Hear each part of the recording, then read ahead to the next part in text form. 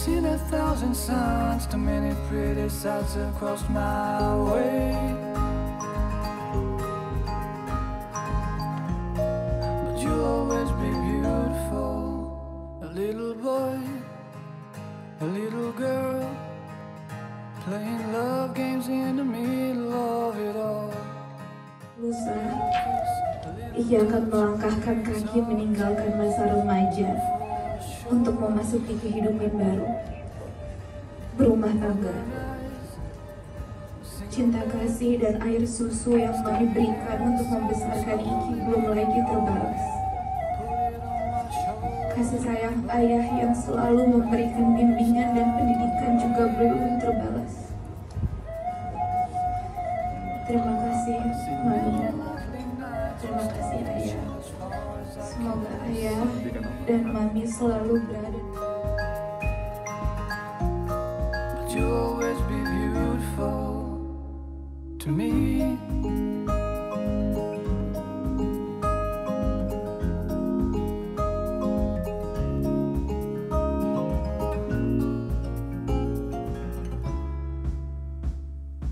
Seen many lovely nights with stars that shine as far as I could see.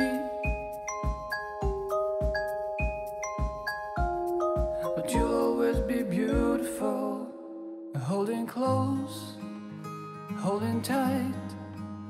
Let the moon slowly take over on the night.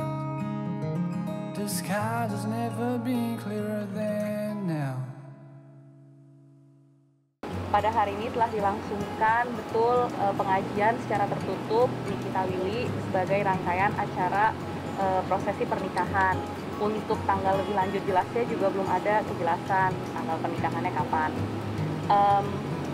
Pengajian sendiri memang dilakukan sesuai dengan protokol PSBB. Oleh karena itu sendiri tidak banyak tamu yang bisa diundang.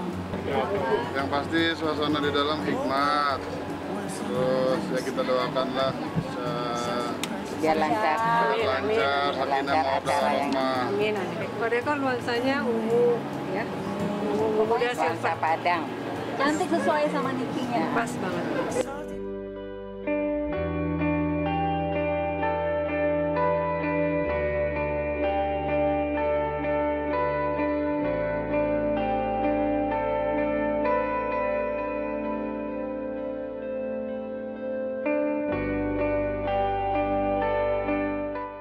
Teman-teman semua, acara pengajian hari ini di rumah Nikita Willy berjalan lancar. Dengan sakral ya Tante ya? Alhamdulillah. Kata Asmi. Seorang anak ya pastinya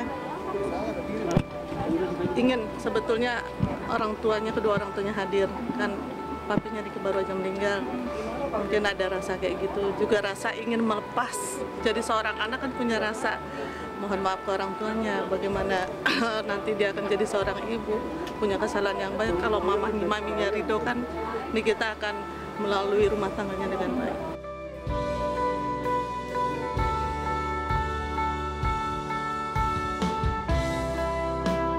Enak suasana dari awal, baca Qur'annya, sholawatnya, artinya ruhanianya dapat, terus khusyuknya juga tadi dari Niki juga bacain. Terus ada khatam di Masya Allah, baca khatam Quran juga, artinya bagus sekali bikin suasana tuh masuk hati. Dengar mungkin kakak daripada almarhum ayahnya, adik atau kakak gitu yang mendampingi pernikahan. Semoga sampai tua menjadi suami istri terus. Ijab kabulnya Insya Allah. Insya Allah ya Maya. Iya. Tadi Iki nangis kenapa sih Om kalau boleh tahu? Karena jodohnya memang yang diharap-harapkan gitu. Jadi dia nangis tuh sebetulnya nangis kesenangan.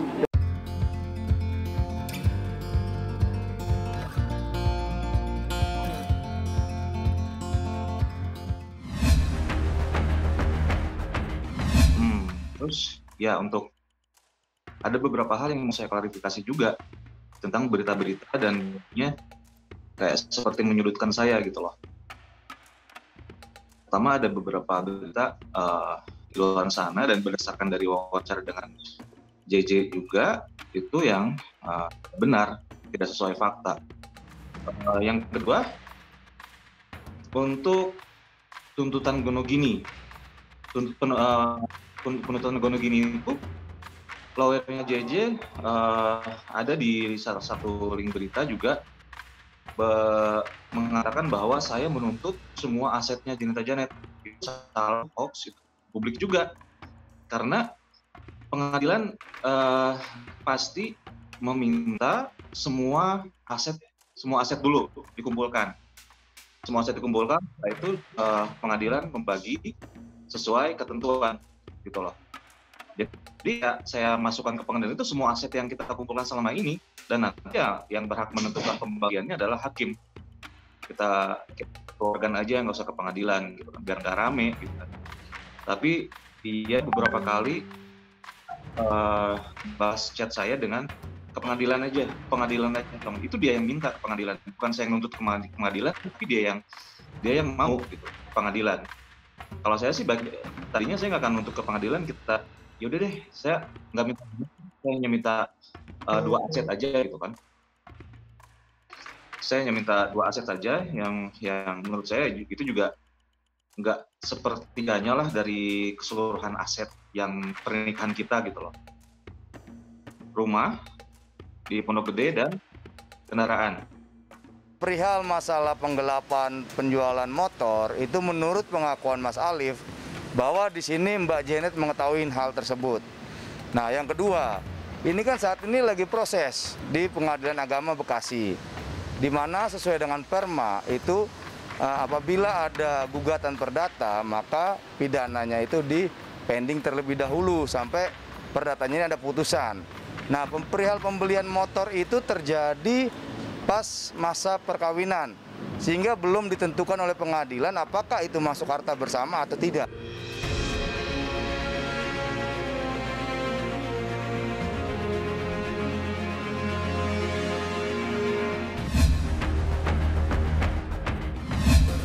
Tapi kalau saya dilangkain, dosa dong saya ngelakuin orang. Maksudnya secara pernikahan. Oh, tadi bahas apa sih? Pernikahan. Iya. Oh, di mana Daniel yang nanya? Iya, apa ya? Gue bingung, gue kok bahas nikah, gue tiba-tiba ngeblank, gue gimana ya?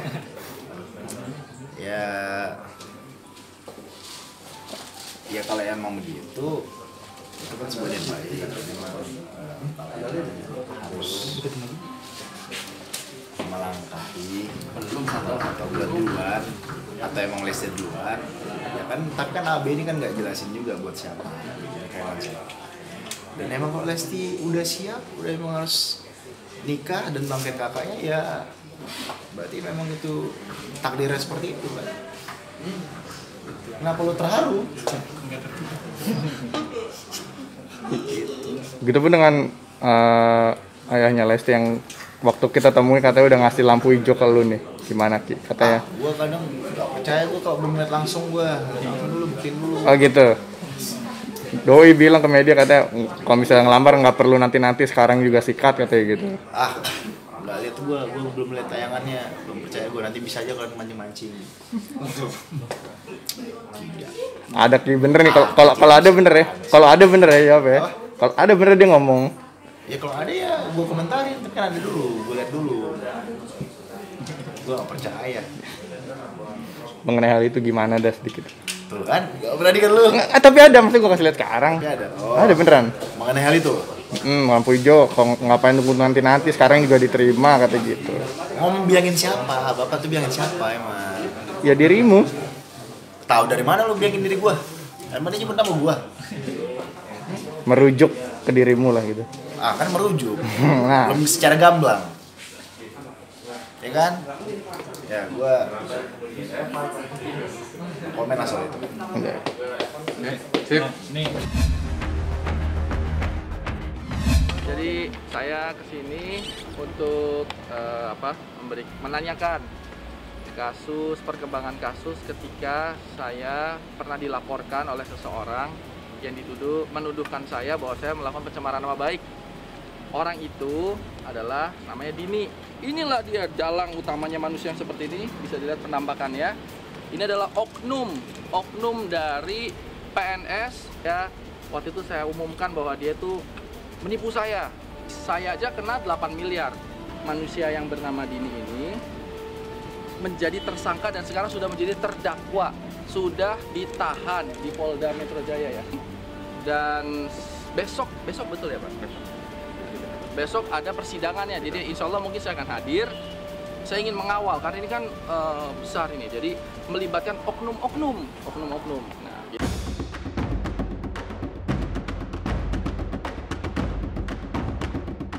Saya sangat prihatin karena apa? Perusahaan saya jadi tutup. Yang mana tadinya itu menghidupi banyak orang. Berapa karyawan kita waktu itu? Ada sekitar 12 orang lebih. 12 orang itu jangan ada 12 orangnya, tapi kan dia juga punya anak dan istri. Itu terpaksa harus tutup. Belum lagi kantor rekan-rekan kami akhirnya tutup gara-gara penipuan ini. Saya prosesnya terlapor. Nah, nanti saya minta kejelasan dalam waktu beberapa hari ini. Begitu saya terbebas dari terlapor, kasusnya selesai, akan saya laporkan kembali. Jadi mungkin dia kalau bicara pasang badan, ya silakan pasang badan di penjara selama sebisa mungkin saja gitu. Ya, kalau kami sih selalu menunggu supaya case ini selesai sampai tingkat kepolisian saja, tidak sampai ke pengadilan. Kami tetap berkoordinasi dengan penyidik, ya. Pihak pelapor juga sampai saat ini belum ada jawaban ke kita ya, tapi kami yakin ya dengan kita benar-benar lebih proaktif, kami lebih terbuka, ya saya yakin perkara ini masih selesai. Dan lihat sendiri juga tidak menginginkan sampai ke meja persidangan. Ya yang pasti kami tetap berusaha supaya klien kami tetap tidak ditahan. Dan menurut pasal juga 310, 311 itu juga tidak ada penahanan. Tapi nanti kita ngikuti saja bagaimana proses penyidikan dari tingkat penyidikan ya, seperti itu. Harus bilang misalnya gitu, tapi kan ini kan Indonesia, kan ada perlu ditakutin. Orang habis keluar dari penjara bisa jadi artis terkenal.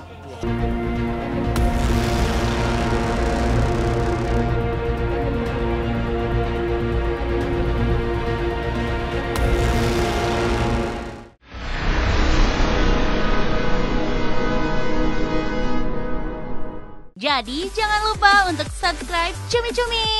Ditekan ya tombol lonceng merahnya.